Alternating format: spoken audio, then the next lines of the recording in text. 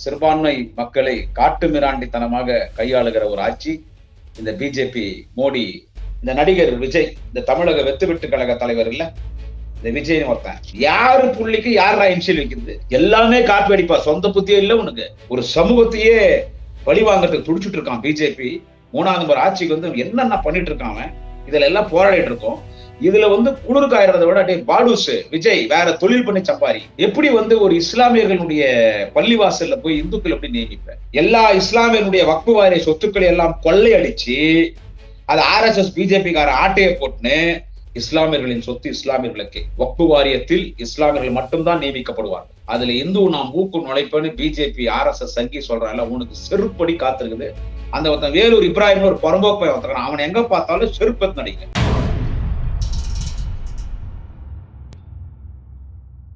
My Chennai 360 YouTube channel நேயர்களுக்கு குடியாத்தம் குமரனின் பணிவான வணக்கத்தை தெரிவித்துக் கொள்கிறேன். சகோதர சகோதரிகளே, இப்பொழுது ஒரு மிகப்பெரிய பிரச்சனை இந்த நாட்டில் எதுவென்று கேட்டால், இந்த சங்கி பசங்க பிஜேபி ஆட்சியில எல்லாமே பிரச்சனை தான்.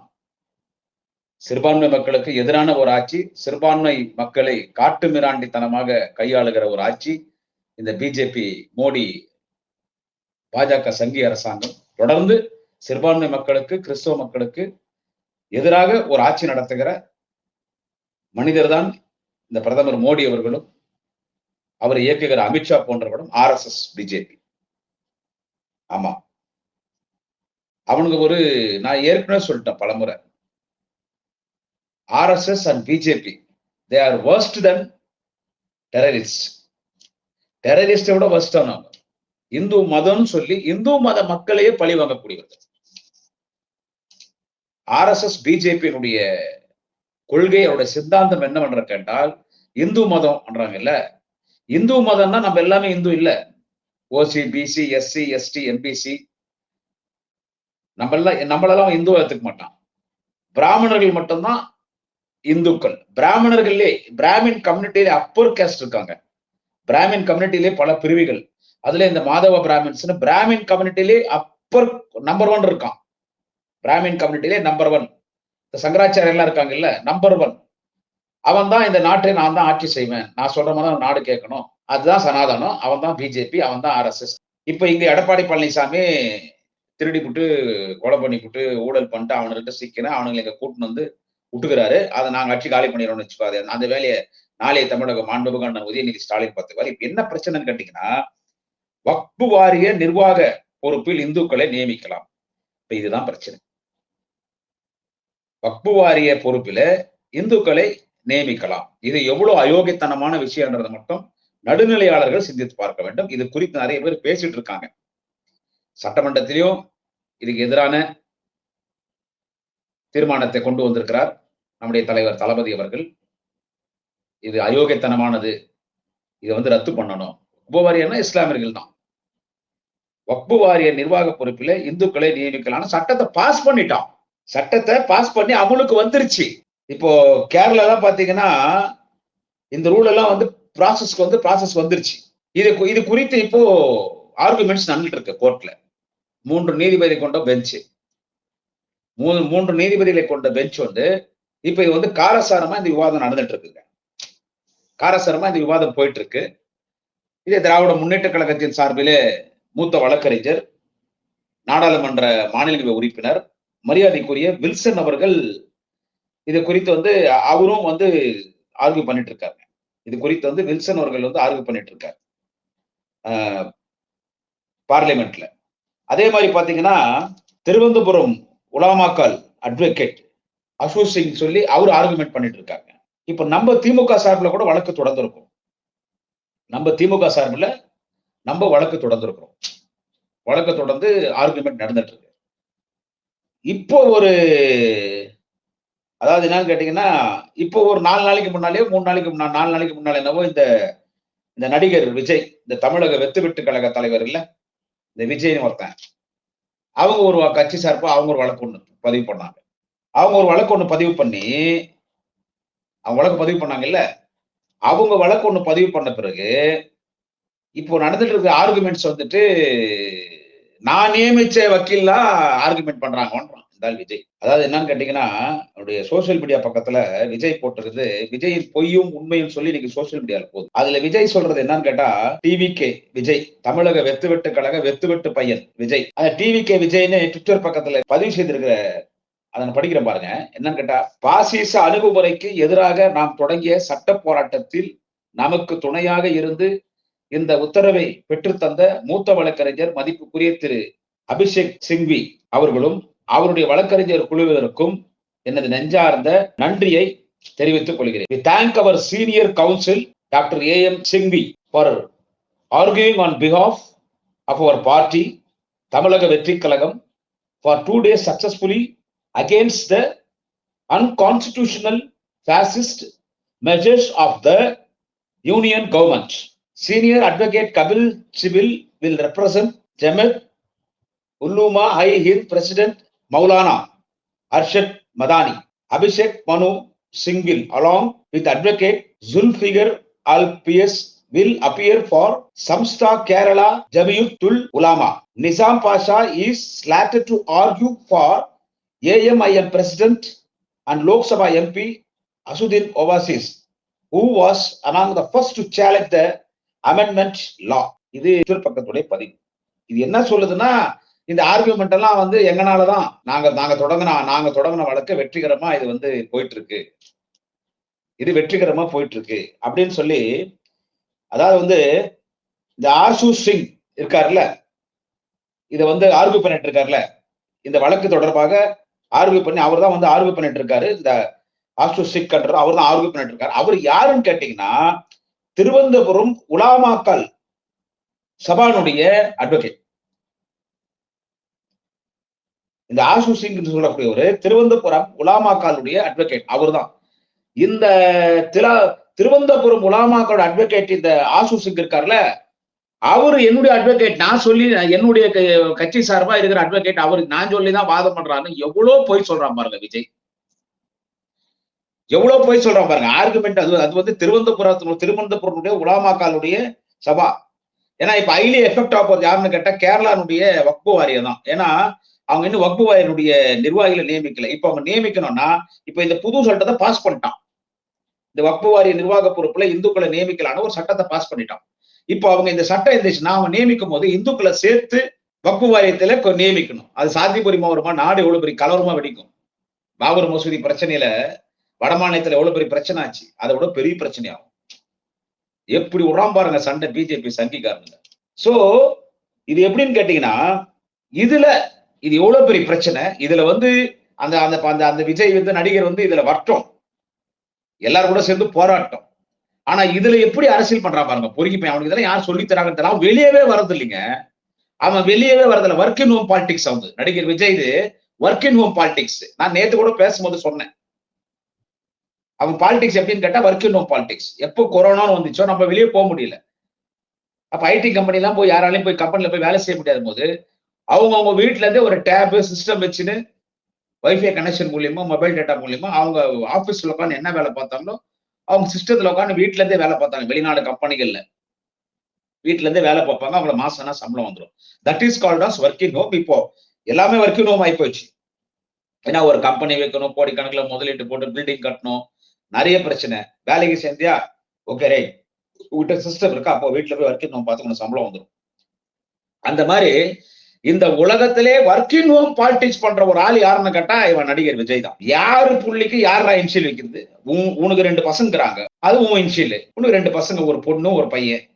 அதுங்க இல்ல, கட்டின மனைவி பொண்ணு புள்ளிங்க எல்லாரையும் அனுப்பிச்சுட்டு நீ கூத்தச்சுங்கிற பண்ணையார்ல பனையூர் பங்களால. இப்ப உனக்கு பிறந்த பசங்களுக்கு உன் இன்ஷியல் தான் போடணும், தான் நியாயம். உன்னுடைய பசங்க அதை இன்னொருத்த என் இன்ஷியல் பொண்ணு ஏத்துக்குவியா? நான் என்னையே சொல்றேன், எங்க வீட்டு பிள்ளைக்கு என் பிள்ளைக்கு என் இன்ஷியல் தான் போடணும். இன்னொருத்த என் இன்ஷியல் போடனா செருப்பு கைட்டு நடிக்க மாட்டேன். யார் பெத்த பிள்ளைக்கு யாரா இன்ஷியல் போடுறது? நீ வழக்கு தொடர்ந்து 3 நாள் 4 நாள் தான் ஆச்சு.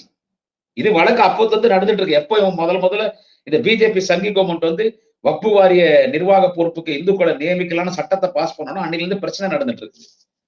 இனி இப்ப ஏதோ இதை நான் போடா போடா எல்லாமே காப்பி அடிப்பா. சொந்த புத்தியே இல்ல உனக்கு. ஒன்றிய அரசு முதல்ல இவனை சொன்னது யாருன்னு கேட்டா திமுக. உடனே இவன் ஒன்றிய அரசு சொன்னான். திராவிட முன்னேற்ற கழக கொள்கைகளை அப்படியே காப்பி அடிக்கிறான். திமுகவின் கொள்கையை அப்படியே திமுக என்னென்ன கொள்கை இருக்குது அதை வச்சுதான் இன்னைக்கு திமுக மக்கள் மன்றத்தில் நிக்குது.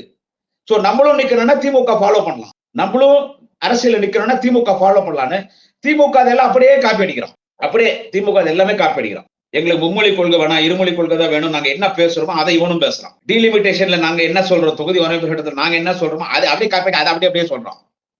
தேசிய கல்விக் கொள்கை எங்களுக்கு தேவையில்லை.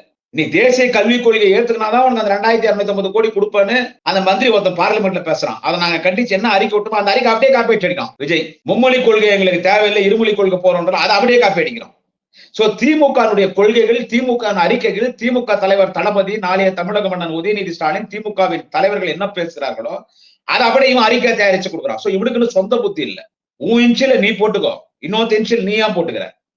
அதே மாதிரிதான் இந்த வழக்குல, இந்த வக்பு வாரிய நிர்வாக பொறுப்பு இந்துக்கள் நியமிக்கலாம் இந்த வழக்குல அது எவ்வளவு ஒரு மரண போராட்டம், ஒரு சமூகத்தையே பழிவாங்கறதுக்கு துடிச்சுட்டு இருக்கான் பிஜேபி. 3வது முறை ஆட்சிக்கு வந்து என்னென்ன பண்ணிட்டு இருக்காங்க, இதுல எல்லாம் போராடிட்டு இருக்கோம். இதுல வந்து குளிர் காயறதை விட டே பாடுஸ் விஜய் வேற தொழில் பண்ணி சம்பாரி, வந்து போராடு, தெருவுக்கு வாடா, தெருவுக்கு வா, வா சென்னையில போராட்டம் பண்ணு, மதுரையில போராட்டம் பண்ணு, திருச்சியில போராட்டம் பண்ணு, எங்க வேலூர்ல இஸ்லாமியர்கள் அதிகம், உருது இஸ்லாமியர்கள் இங்க வந்து போராட்டம் பண்ணு, போ தூத்துக்குடி போ, திருநெல்வேலி போ, கன்னியாகுமரி போ. அதான் நீ வந்து வீட்லயே உக்காந்துக்குன்னு 4 நடிகை மேல கை போட்டுன்னு ஃபாரின் சரக்கு போட்டுன்னு நீ அறிக்கை விட்டுனீங்கன்னா இந்த ஆர்குமெண்ட்ஸ் எல்லாம் நான் சொல்லிதான் நடக்குது. இதெல்லாம் மக்கள் யோசிக்கணும். இது எவ்வளவு பெரிய பிரச்சனை. இந்த பிஜேபிக்காரன் நான் கேட்கிறேன், இந்த பிஜேபிக்காரங்கள, ஏன்னா இந்த தலைப்பு நான் பேசுறேன், நிறைய பேர் என்ன கேட்டாங்க கமெண்ட்ல, மரியாதைக்குரிய இஸ்லாமிய சகோதர சகோதரிகள் இது குறித்து நீங்க பேசணும், ஏன்னா பெரிய பெரிய தலைவர்கள் பேசிட்டு இருக்காங்க. இது நியாயமா பாருங்க சார். இந்த வக்பு வாரிய நிர்வாக பொறுப்புல இந்துக்களை நியமிக்கலாம்னு சொல்றானே, என்ன அப்ப வக்பு வாரிய சொத்து நிறைய சொத்து இருக்கு. உங்களுக்கு ஆந்திரால பாத்தீங்கன்னா பலாயிரம் கோடி இருக்கு, இங்கேயும் இருக்கு. நவாஸ் கனி இப்ப அதுக்கு தலைவரா இருக்காரு. இதுக்கு முன்னால எங்க வேலூர் எக்ஸ்எம்பி அப்துல் ரஹ்மான் தலைவரா இருந்தார், வேலூர் எம்பி. எவ்வளவு சொத்துக்கள் இருக்குது. இதுல வந்து நிறைய சொத்துக்கள் இருக்குங்க. இதுல இந்துக்களை நியமிக்கலாம்னு RSS பிஜேபி கமெண்ட் பண்றான். வக்பு வாரியத்தினுடைய நிர்வாக பொறுப்புல இந்துக்களை நியமிக்கலாம், சட்டத்தை பாஸ் பண்ணு. ஏன்னா RSS சொல்லிதான் இவன் கேட்டான், பாஸ் பண்ணிட்டான். இப்போ எப்படி வந்து ஒரு இஸ்லாமியர்களுடைய பள்ளிவாசல்ல போய் இந்துக்கள் எப்படி நியமிப்பேன்? சரி, நம்முடைய இந்து சமய அறநிலைத்துறை நம்ம கோயில்கள் இருக்கு, எல்லா கோயில் இருக்கு, ஆயிரக்கணக்கான கோயில் இருக்குது. பெரிய பெரிய பிரசித்தி பெற்ற கோயில்னு சொன்னா தமிழ்நாட்டில் திருச்செந்தூர் முருகன் கோயில், பழனி முருகன் கோயில், மதுரை மீனாட்சி அம்மன் கோயில் இருக்கு, காஞ்சிபுரத்துல மதுரை காமாட்சி அம்மன் கோயில் இருக்குது, வரதராஜ பெருமாள் கோயில், பல கோயில்கள் இருக்கு, வடபழனி கோயில் இருக்குது, மயிலாப்பூர்ல கோயில் இருக்கு, திருப்பரங்குன்றத்துல கோயில் இருக்கு. நான் சொல்றது ரொம்ப பிரசித்தி படைத்த பல கோயில்கள் இருக்கு. ஸ்ரீவில்லிபுத்தூர், கன்னியாகுமரியில பல கோயில்கள் இருக்கு, எங்க வேலூர்ல பல கோயில்கள் இருக்கு. இப்ப அந்த கோயில் எல்லாம் யாரை நம்ம நியமிக்கிறோம்? இந்துக்களை நியமிக்கிறோம். இந்துக்களை நியமிக்கிறோம். எந்த கோயிலாவது நம்ம இஸ்லாமியரோ கிறிஸ்துவரோ வந்துட்டு அரங்காவலர் நியமிச்சிருக்கோமா? ஒன்னும் வேணாங்க, ஒன்னும் வேணாம். தஞ்சாவூர் பெருமாள் கோயில்ல நர்கீஸ் கான் ஒருத்தர் அரங்காவலர் குழு உறுப்பினரா இருக்கிறார். இவன் இந்த எச்சப்பை ராஜாகரமார், இவன் தான் முஸ்லீம்களுக்கும் இந்துக்களுக்கும் சண்டை போடுறாங்க. இவனெல்லாம் வந்து தீவிரவாத சட்டத்தோட மோசமான சட்டத்தை தூக்கி போய் சாகர் வரைக்கும் ஜெயில போனாங்க எச்சப்பைய ராஜாவெல்லாம். நம்ம மதசார்பற்ற நாட்டுல நம்ம அண்ணன் தம்பி மாமா மச்சனா இந்து முஸ்லீம் கிறிஸ்டின் பழகினுக்கிறோம். அதுல சண்டை போடுறவன் இவன் தான். இவன் என்ன பண்ணான், அங்க போய் தகராறு பண்ணான். அதாவது வந்து தஞ்சாவூர் பெருமாள் கோயில்ல எப்படி ஒரு இஸ்லாமியர் நர்கீஸ் கானை எப்படி நியமிக்கலாம்? நம்ம இந்து கோயில்ல எப்படிடா நீ முஸ்லீம், இந்த திராவிட மாடல் அரசு, ஆன்டி இந்து திராவிட மாடல் கவர்மெண்ட் எப்படி இந்து கோயில்ல போயிட்டு ஒரு நர்கீஸ் கானை நியமிக்கலாம்னு ஒரு கலவரத்தை உண்டாக்கிட்டாங்க. நம்ம இதே மை சென்னை 360 சேனல்ல நம்ம பேசியிருக்கோம். இந்த நர்கீஸ் கான் யாருன்னு கேட்டா, he is not Muslim, he is a Hindu, he belong to Hindu community, Hindu religion, Hindu. அது அவரே பேட்டி கொடுத்தாரு. அதாவது நான் ஹிந்துங்க, எங்க அம்மா பிரசவ வழியில துடிச்சும் போது எங்க அம்மா உயிரும் போயிட மாதிரி இருந்துச்சு, நானும் குழந்தையா வயிற்றுல இறந்துற மாதிரி சொல்லல. அப்போ ஹாஸ்பிட்டல்ல எங்க அம்மா உயிரும் என் உயிரையும் காப்பாத்தி சுகப்பிரசவம் பண்ணி என்னை காப்பாத்துறது யாருன்னு கேட்டா, எங்க அம்மாவையும் காப்பாத்தி குறிப்பா என் உயிரையும் காப்பாத்துறது எப்படின்னு கேட்டா யாருன்னு கேட்டா நர்கீஸ் கான் என்று சொல்லக்கூடிய ஒரு இஸ்லாமிய மருத்துவர். அவரு தான் என்னை காப்பாத்தினாரு. ஒரு கட்டத்துல அம்மா வேணா காப்பாத்தலாம், புள்ளைய காப்பாற்ற முடியாதுன்னு சொல்லிட்டாங்க எல்லா டாக்டரும். ஆனா இந்த டாக்டர் நர்கீஸ் கான் அந்த நர்கீஸ் கான் டாக்டர் தான் அன்னைக்கு எங்க அம்மாவையும் காப்பாத்தி என்னையும் காப்பாத்தினார். அதனால அந்த நன்றி உணர்வோட எங்க அம்மா வந்து உன் உயிரை காப்பாத்தினவர், என் உயிரை காப்பாத்தினவர் ஒரு இஸ்லாமிய மருத்துவர் நர்கீஸ் கான் அப்படின்னு சொல்லி நர்கீஸ் கான் பேரை எனக்கு வச்சாங்க. நான் இஸ்லாமியர்ல இந்துன்னா அவ்வளவு பிரச்சனை பண்ணிட்டு அப்புறமா தெரிஞ்ச உடனே காணாது போயிட்டான், எங்க போனான்னு தெரியல. அது மட்டும் இல்லாம அவன் என்ன கலாட்டா பண்றான்னு கேட்டா ஹெச் ராஜா, இந்து சமய அறநிலையத்துறையில கிறிஸ்தவர்களை நியமிச்சிருக்காங்கன்றோம். பட் அது உண்மை இல்லை, இப்போ இல்ல இந்த பிரச்சனை. இப்ப திரு எடப்பாடி பழனிசாமி போய் கொத்தடிமையா போய் வேலை செய்கிறார் பாருங்க, பிஜேபியில கொத்தடிமையாகிறாருல. எடப்பாடி பழனிசாமி இந்த நாட்டிலே முதலமைச்சரா இருக்கும் பொழுது ஹெச் ராஜா இந்த பிரச்சனையை கிளப்புறான். இந்து சமய அறநிலைத்துறையில கோயில்கள்ல நிர்வாக பொறுப்புல கிறிஸ்டியன்ஸ் இருக்காங்க. இப்ப எந்த ஊர் கோயில்ல அறங்காலக்குள்ள கிறிஸ்டியன்ஸ் இருக்காங்க? நான் பேசுறத லட்சக்கணக்கான பேர் பாக்குறீங்க. யாருன்னா கமெண்ட்ல சொல்லுங்க, எந்த எந்த கோயில்ல கிறிஸ்தவர் இருக்காங்க, எந்த கோயில்ல இஸ்லாமியர் இருக்காங்க? அப்புறமா எப்படிடா ஒரு இந்து கோயில்ல ஒரு இஸ்லாமியர் கிடையாது, ஒரு கிறிஸ்தவர் கிடையாது. அப்படி இருக்கும்போது எப்படி நீ வந்து வக்பு வாரியத்து நிர்வாக பொறுப்புல வந்து இந்துக்களை நியமிக்கலாம்னு சட்டத்தை பாஸ் பண்றிய? இது எந்த வகையில நியாயம்? இது எந்த வகையில அப்போ இதுல என்ன நீங்க அப்ப இதுல என்ன தெரியுமா சரி? ஏன் பேசிட்டு இருக்க குடியாத்த பக்கா Hindu. I feel to proud to say that Hindu. I feel proud Hindu. I proud Hindu. கடவுள் நம்பிக்கை உள்ளவன், கடவுள் இல்லைன்னு நான் சொல்லல. எல்லா வழிபாடுகளையும் நம் இந்து மதத்திலே மதிக்கக்கூடியவன். அதனால இன்னொரு மதத்தை போட்டு நம்ம விதிக்க கூடாது. இப்போ வக்பு வாரிய நிர்வாக பொறுப்புல இந்துக்களை நியமிக்கலான்னு ஒரு சட்டத்தை அவன் பாஸ் பண்ணியிருக்கான். அது விடாது, திமுக இருக்கு. நீதிமன்றத்துக்கு இந்த அரசு எதிர்த்து திமுக செல்வது என்று சொன்னால் இந்த நீதிமன்றத்திற்கு சென்று ஆளுநர்களுக்கு இனிமே துணைவேந்தர்களை நியமிக்கிற உரிமை கிடையாது, இனி ஆளுநர்கள் வேந்தர்களாக நீடிக்கக்கூடாது, வேந்தர்கள் முதலமைச்சராகத்தான் இருக்க வேண்டும், அரசு தான் துணைவேந்தரை நியமிக்க வேண்டும், எந்த நிர்வாக பொறுப்பிலும் ஆளுநர்களை இனிமேல் தலையிடக்கூடாது என்று ஒரு வழக்கை தொடர்ந்த வழக்கில வெற்றி பெற்று எல்லா மாநில முதலமைச்சர்களுக்கும் ஆளுநர்களிடமிருந்து ஒரு விடுதலை பெற்று தந்து ஒரு புரட்சி செய்த ஒரு புரட்சியாளன் நம்முடைய தலைவர் தளபதி ஸ்டாலின். அதே போல்தான் இந்த வழக்கிலையும் நம்ம ஜெயிப்போம். இந்த சட்டத்தை இன்னைக்கு இந்த பாஜக சங்கி அரசு, மோடி அரசு வக்பு வாரிய நிர்வாக பொறுப்பில் இந்துக்கள் நியமிக்கலாம் சட்டத்தை பாஸ் பண்ணிக்கிறான். சட்டத்தை நம்ம உடைப்போம் நீதிமன்றத்துல. அந்த வேலையை திமுக செய்யும். இவன் பிளகா பையன், இந்த பொறுக்கி பையன் விஜய்கிறான்ல, இந்த ஒர்க்கிங் ஹோம் பாலிடிக்ஸ் பண்றாங்க. இன்னொருத்த பண்ண நான் பண்ணதான் பாரு. இதெல்லாம் சும்மா டுபாகோர் கேஸ். திமுக ஜெயிக்கும். ஆனா நான் ஒண்ணு கேட்கறது என்னன்னா, இவன் எங்க வரான் இதை யோசிக்கணும். இதுக்கு எடப்பாடி பழனிசாமி தான் பதில் சொல்லணும். ஏன்னா நீ தான் அவங்களுக்கு ஜாமீன் கையெழுத்து போட்டுக்கிற. பிஜேபி காரனுக்கு RSS காரனுக்கு ஜாமீன் கையெழுத்து போட்டு நீ அவன்கிட்ட வசமா மாட்டிக்கினால அவனை கூட்டு வந்து நீ முட்டுகிற. இப்ப நீ என்ன பண்ண போறன்னு தெரியல விஷயத்துல. இந்த விஷயத்துல சட்டமன்றத்துல மட்டும் வேற வழி இல்லாம தீர்மானத்தை பாஸ் தலையாட்டு போயிட்ட. இது எதிர்த்து நீ போராட்டம் பண்ணுவியா? மாவட்ட தலைநகரங்கள்ல இன்னைக்கு திமுக போராட்டம் பண்ணுது.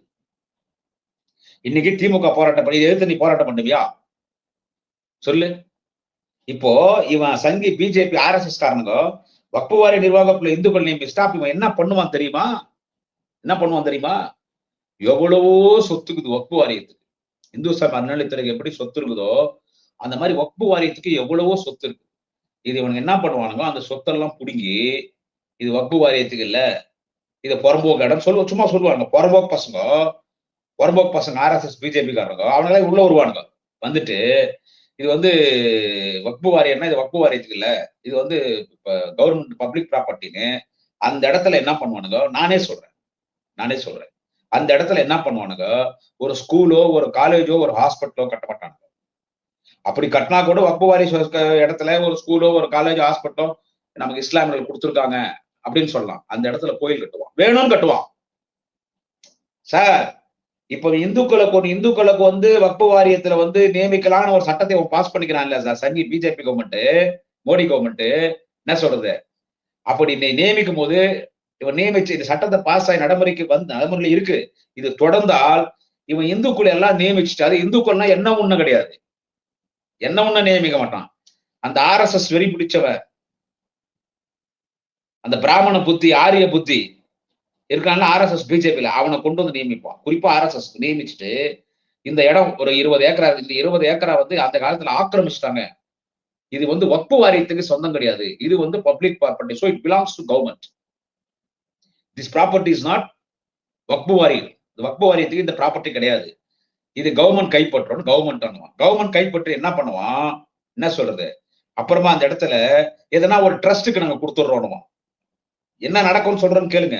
ஏன்னா ட்ரஸ்ட் கொடுக்கணும்னு சொல்லிட்டு அவன் கொடுக்குற ட்ரஸ்ட் இந்து அமைப்பு ட்ரஸ்ட் கொடுப்பானுவான். அந்த ட்ரஸ்ட் கொடுத்தோம்னா அங்க கோயில் கட்டுவான்.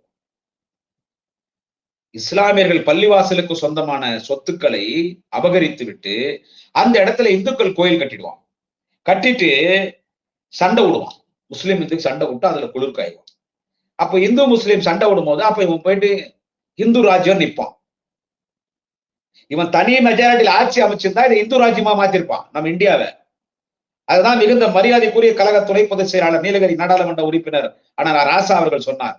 நீ இங்க தனி இப்போ உனக்கு நிதிஷ்குமார் சந்திரபாபு நாயுடு ஆதரவோடு இங்க கவர்மெண்ட் நடத்துற பிஜேபி சங்கி, நீ தனி பெரும்பான்மையோட ஆட்சியில முன்ன மாதிரி நீ மிருக பலத்தோட ஆட்சியில இருந்தா இது இந்து ராஜ்யம் இருப்பான். முஸ்லீம் கிறிஸ்டின் வெளியே போன்றப்பான் ஒரு கெரி ஆகிட்டு இருப்பான். அவன் இன்னொன்னு என்ன சொல்றான்னு கேளுங்க சார். இப்ப இந்த வக்பு வாரியத்துல நீ ஒரு முஸ்லீமை நியமிக்கிறன்னா, வக்பு வாரியத்துல ஒரு முஸ்லீமை நியமிக்கணும்னா என்ன சொல்றது, அவன் என்ன சொல்றான்னா அவன் 5 வருஷம் நான் முஸ்லீமா இருந்தா நிரூபிக்கணுமா. ஏண்டா அவன் பிறக்கும் போதுல இருந்தே முஸ்லீம், அது எப்படி 5 வருஷமா முஸ்லீமா இருந்தா நீ நிரூபிக்கிறது? By birth is Muslim. ஒரு இஸ்லாமிய பெண்ணுக்கும் இஸ்லாமிய ஆணுக்கும் திருமணம் நடைபெறுகிறது. அவர் இருவர்களுக்கும் பிறக்கிற ஒரு குழந்தை ஆணோ பெண்ணோ அது இஸ்லாமியர் தான். அது பிறந்து வளர்ந்த பிறகு எப்படி 5 வருஷம் அது இஸ்லாமியரா இருக்கணும் நிரூபிச்சிடணுமா.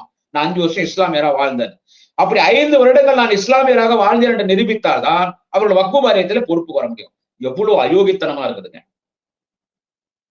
எவ்வளவு. ஏண்டா பாகிஸ்தான் ஆப்கானிஸ்தான் மாதிரி தீவிரவாத நாடு ஆக்க பாக்குறியா நீ இந்தியாவை?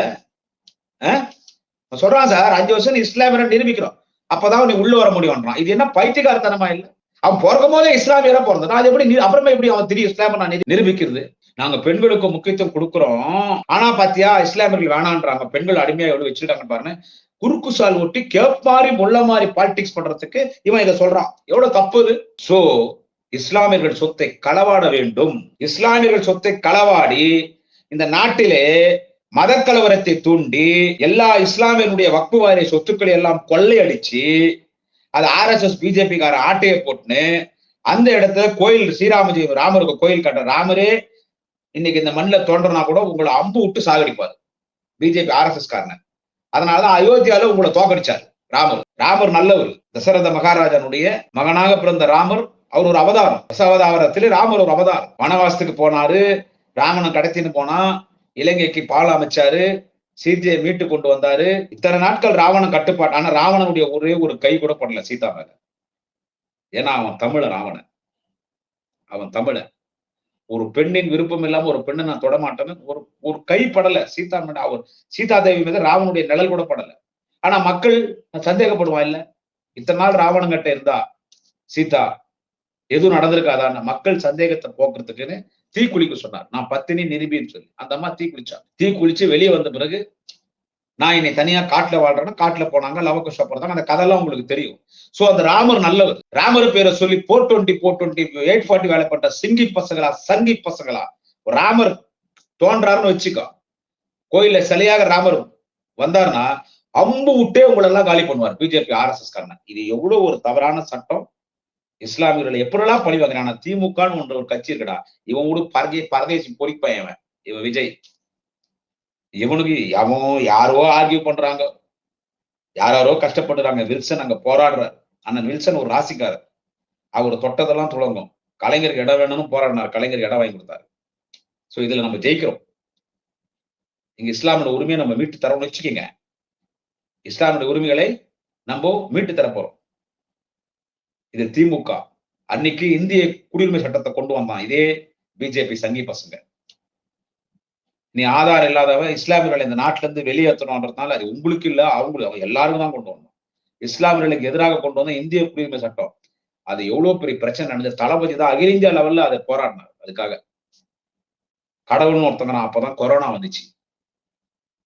கடைசியில் அது அப்படியே தளபதினால அது அப்படியே அது நின்று போச்சு. அப்படியே அதை திரும்பி கொண்டு வந்தாலும் கொண்டு வருவானுங்க. ஆனா திமுக தளபதிக்கிறார், அண்ணன் உதயநிதி ஸ்டாலின் விட மாட்டாரு. எப்படி எல்லாம் இஸ்லாமியர்களை பழி வாங்குறான் பாரு சார். இஸ்லாமிய இல்ல சார், கிறிஸ்தவர்கள் எப்படி நான் பழி வாங்குறான். இந்த கிறிஸ்டியன் மிஷன்ஸ் இருக்குல்ல, இது ஃபாரின்ல இருந்து நிறைய ஃபண்ட் வரும். கட்டாய மதமாற்றம் என்பது தடை செய்ய வேண்டியது, அது வந்து கண்டிக்கத்தக்கது. விருப்பப்பட்டு நான் கிறிஸ்துவ மதத்துக்கு போறேன்றோம் போலாம்.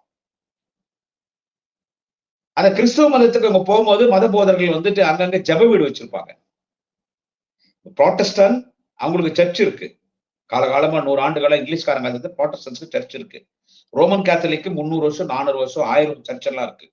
வேளாங்கண்ணி கோயில் சர்ச். இப்படி இந்தியா ஃபுல்லா இருக்கு. சிவாஜி நகர்ல, பெங்களூர்ல சர்ச் பிலாஸ் சர்ச், ஃபர்ஸ்ட் கிளாஸ் சர்ச் பல சர்ச் இருக்கு. நான் ஒரு 2 வருஷம் கிறிஸ்டியன் ஸ்கூல்ல படிச்சிருக்கேன். ஆனா இந்த அலோலியா பெந்தகோஸ்னு ஒரு அமைப்பு இருக்கு. கிறிஸ்தவர்கள் பெந்தகோஸ்னு ஒரு அமைப்பு இருக்கு. அவங்க ரொம்ப தீவிரமா சாமி கும்பிடுவாங்க. Alleluia, alleluia. அததான் இவன் கண்டவனுக்கு போந்தான் இந்த சங்கி எச்ச பையன் எச்சராஜா அண்ணன் சேகர் பாபு பார்த்தா அலோலியா பாபுன்றது. அவரு ஒரு கிறிஸ்துவ நிகழ்ச்சிக்கு போகும்போது அவர் அலோலியான்னு சொன்னார். ஒன்றும் தப்பு இல்லை. அந்த அலோலியா சொல்லி அது ஒரு புனிதமான வார்த்தை கிறிஸ்துவ மதத்தை. நம்ம எப்படி ஸ்ரீராம ஜெயம், சாமியே சரணம் ஐயப்பா, ஜெய் சாய்ராம், பராசக்தி அப்படின்னு சொல்ற இல்ல. அந்த மாதிரி அலோலியான்றது கிறிஸ்துவ மதத்துல ஒரு புனிதமான வார்த்தை. அந்த பெந்தகோஸ் சர்ச்சுக்கு இருக்குது இல்ல, அவங்களுக்கு நிறைய ஃபண்ட் வருது ஃபாரின்ல இருந்து. இந்த ஆர்பனேஜ்க்கு, கிறிஸ்டியன் ஆர்பனேஜ்க்கு, கிறிஸ்டியன் ஹாஸ்பிட்டலுக்கு, படிக்கிறதுக்கு, கிறிஸ்துவ குழந்தைகள் படிக்கிறதுக்கு, மருத்துவ செலவுக்கு, முதியோர் நிலையங்களுக்கு பணம் வரும். கிறிஸ்டியன் மிஷனரியில இருந்து பணம் வரும். அது பூரா நிறுத்திட்டான் சார் இருந்தாலும் மோடி. பிஜேபி ஆட்சி எல்லாத்தையும் நிறுத்திட்டான். இவன் கிறிஸ்துவ மதத்தை பரப்புறான்னு சொல்லி நிறுத்திட்டான், பூரா நிறுத்திட்டான். அவங்களாம் தெருவில் வந்து கிறிஸ்துமஸ் நேரத்துல தெருவில் பாட்டு பாடினு வருவாங்க. அப்படி அவங்க பாட்டு பாடினு வரும்போது கிறிஸ்தவர்கள் அதை போய் பிஜேபிக்காரன் தகராறு பண்ணி, இங்க தமிழ்நாட்டுல இல்ல, வடமாநில அது பூரா நிறுத்திட்டான். ஏன்னா எந்த அளவுக்கு கிறிஸ்தவர்களுக்கு எதிர்ப்பு, இஸ்லாமியர்களுக்கு எந்த அளவுக்கு எதிர்ப்பாக இந்த ஆட்சி நடைபெறுகிறது. இது ரொம்ப மோசமான ஒரு சட்டம். இந்த வக்பு வாரிய நிர்வாக பொறுப்பு இந்துக்களை நியமிக்கிற சட்டத்தை பாஸ் பண்ணிக்கிறான்னா இது எவ்வளவு ஒரு ஆபத்தானது ஒண்ணு. இதை நம்ம எல்லாம் கோர்ட்ல கேஸ் சொல்றது, நம்ம எல்லாம் வாதாடிட்டு இருக்கோம். இதுல யாருக்கு பெருமை, நான் சொல்லிதான் வந்து சொல்றதெல்லாம் முக்கியம் இல்லை. நம்ம கிறிஸ்துவ மக்களை காப்பாற்றுவது போல் நாம் முக்கியமாக இஸ்லாமிய மக்களை காப்பாற்ற வேண்டும், வக்பு வாரியத்தை காப்பாற்ற வேண்டும். வக்பு வாரிய சொத்துக்களை இந்து முன்னணி, RSS, பிஜேபி களவாட பார்க்கிறான். அது இஸ்லாமியனுடைய சொத்து, இஸ்லாமிய பள்ளிவாசனுடைய சொத்தை வந்து இந்து அமைப்புகள் களவாட பார்க்கிறான். அதுல இந்துக்கள் நியமிச்சு களவாட பார்க்கிறான். நம்ம இந்து முஸ்லீம் மாமச்சனா இருக்கிறத உறவை துண்டிச்சு நம்ம வெட்டிக்கின்னு சாகணும்ன்றதுக்காக இந்த சட்டத்தை அன்னைக்கு இந்திய குடியுரிமை சட்டத்தை கொண்டு வந்தான், தளபதி தடுத்தாரு. இன்னைக்கு இதை கொண்டு வந்திருக்கிறான், இதையும் தளபதி தடுப்பார். எனவே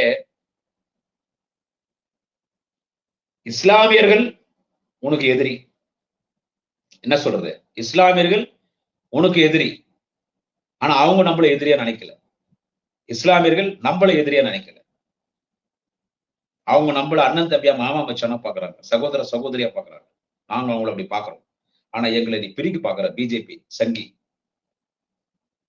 வழக்கு நடந்து கொண்டிருக்கிறது நீதிமன்றத்தில். என்ன சொல்றது, இன்னைக்கு நம்ம நீதிமன்றம் நம்பிதான் இருக்கிறோம். நல்ல தீர்ப்பு நீதிமன்றம் கொடுக்கும். இஸ்லாமியர்களின் சொத்து இஸ்லாமியர்களுக்கே. வக்பு வாரியத்தில் இஸ்லாமியர்கள் மட்டும்தான் நியமிக்கப்படுவார்கள். இஸ்லாமியர்கள் மட்டும்தான் வக்பு வாரியத்தில் நியமிக்கப்படுவார்கள். அதுல இந்து நாம் மூக்கு நுழைப்பன்னு பிஜேபி RSS சங்கி சொல்றாங்க. உனக்கு செருப்படி காத்திருக்குது. இந்த விஜய் பையனுக்கு சொல்ற, டேய் உனக்கு பிறந்த பிள்ளைக்கு ஊயின்சில் தான் போட முடியும், இன்னொருத்தன் இன்சில் போட முடியாது. அது மாதிரி இன்னொருத்தன் பிறந்த குழந்தைக்கு நீ போய் ஊயின்சில் போட முடியாது. அதனால கோர்ட் ஆர்குமெண்ட் நடந்துருக்குது. எங்க கட்சியில வில்சன் ஆர்குமெண்ட் பண்ணிட்டு இருக்காரு. இந்த பக்கம் பாத்தீங்கன்னா ஆஷிஷ் சிங் கேரளானுடைய திருவனந்தபுரத்தினுடைய உலாமாக்களுடைய சங்கம், அவங்க வந்து அங்க வந்து அவங்க ஆர்கியூ பண்ணிருக்கிறாங்க. அதை நான் வச்ச வக்கீல், யாரோ வச்ச வக்கீல நான் வச்ச வக்கீலு, ஏன்னா எங்களுக்கு வெற்றி கட்டிச்சு, வெற்றி கிடைக்கணும். ஆனா என்னால் தான் கட்டிச்சோம்னா நடிகர் விஜய் செருப்படி வாங்குவேன். இதுல வந்து அரசியல் பண்ணாத, இது ஒரு மிகப்பெரிய பிரச்சனை. அதனாலதான் இவன் இப்படிப்பட்ட கேப் மாதிரி பையன்தான் ஆல் இண்டியா ஜமாத்துடைய தலைவர், அவர் பேர் நான் மறந்துட்டேன். ஆல் இண்டியா ஜமாத்துன்னு சொன்னா அவங்க எந்த அரசியல் அமைப்பை சாராதவர்கள், எந்த முஸ்லீம், இவன் முஸ்லீம்லயே வந்துட்டு அரசியல் கட்சி இருக்காரு. நம்மகிட்ட இந்திய யூனியன் முஸ்லீம் இருக்காங்க, மனிதநேய மக்கள் கட்சி இருக்காங்க, தமிழ் அன்சாரி இருக்காரு, பலர் இருக்காங்க. இல்ல இது அப்படியெல்லாம் கிடையாது. இது வந்து ஜமாத், இந்தியாவில் இருக்கிற அத்தனை ஜமாத் இருக்குல்ல, இந்த பள்ளிவாசல் இருக்குல்ல, இந்த வக்பு வாரிய ப்ராப்பர்ட்டிஸ், அந்த ஜமாத்தினுடைய பொதுவான தலைவர், எந்த அரசியல் கட்சி அமைப்பு சாராமல் ஜமாத்தினுடைய சங்கம், ஆல் இண்டியா சங்கம், ஆல் இண்டியா தலைவர் என்ன சொல்லிருக்காங்கன்னா, இந்த விஜய் ஆபத்தானவன், எந்த இஸ்லாமிய நிகழ்ச்சிகளுக்கும் அவனை கூப்பிடாதீங்கன்னு சொல்லிடுச்சு. எந்த இஸ்லாமிய நிகழ்ச்சிக்கும் அவன் விஜயை கூப்பிடாதீங்க நடிகனை, நீங்களும் அவங்ககிட்ட எந்த விதமான தொடர்பு வச்சுக்காதீங்கட்டாங்க. இதுதான் நிலைமை. ஆனா எடப்பாடி பழனிசாமி தொடர்பு வச்சிருக்காரு. அந்த அதிமுக ஒரு இஸ்லாமியர் இருந்தா கூட நீங்க எல்லாம் ஹராம்கள். அந்த ஒருத்தன் வேலூர் இப்ராஹிம் ஒரு புறம்போக்கு ஒருத்தன், அவன் எங்க பார்த்தாலும் செருப்பத் நடிங்க. அந்த வேலூர் இப்ராஹிம் இருக்கிறான்ல, அவன் இதை ஆதரிக்கிறாங்க. அந்த வேலூர் அவன் வந்து ஆல் இண்டியா மைனாரிட்டி மோர்ச்சாருடைய பிரசிடென்ட். ஆல் இண்டியா பிஜேபி சிறுபான்மை பிரிவு செயலாளர் என்ன அவன் இதை ஆதரிக்கிறாங்க. இதை அவன் ஆதரிக்கிறான். இப்போ இந்த எச் ராஜா எத்தனையோ ஆண்டுகளா இருக்குது, 300 ஆண்டு 400 ஆண்டா திருப்பரங்குன்ற மலையில தர்கா இருக்குது, அதை போய் இடிக்க சொன்னான் இல்ல. ஏன்னா ஒரு கோயில் கிட்ட நம்ம ஒற்றுமையா அண்ணன் தம்பியா மாமாச்சன் 2 கோயில் ஒன்னாகிறது நல்லதுதான், பக்கத்து ஒரு கிறிஸ்துவ கோயில் தான் நல்லதுதான். அங்க ஒரு தர்காவை போய் நீ இடின்னு எச் ராஜா கலாட்டா பண்றான். இந்து முன்னணி RSS பிஜேபி எல்லாம் கலாட்டா பண்றாங்க. கோயில் பக்கத்துல தர்கா இருக்கக்கூடாது இடிக்கணும்னு எச் ராஜா கலாட்டா பண்றான். அப்போ வக்பு வாரியத்துல இந்துக்களை நியமிக்கலாம்னு சட்டம் போடுறீங்களே, இது என்னடா நியாயம்? இது நல்லா யோசிங்க.